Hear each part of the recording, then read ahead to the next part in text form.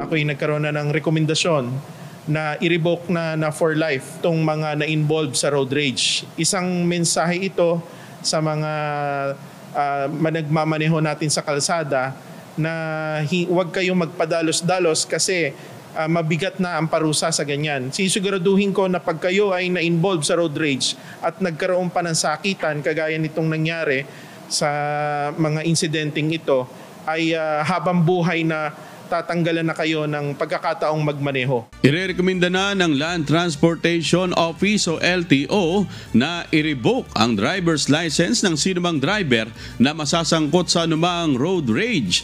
Kasunod ito ng mga insidente ng road rage na nakuhanan ng mga video kung saan ang ibang pagdinig sa kaso ay isinagawa sa LTO kahapon.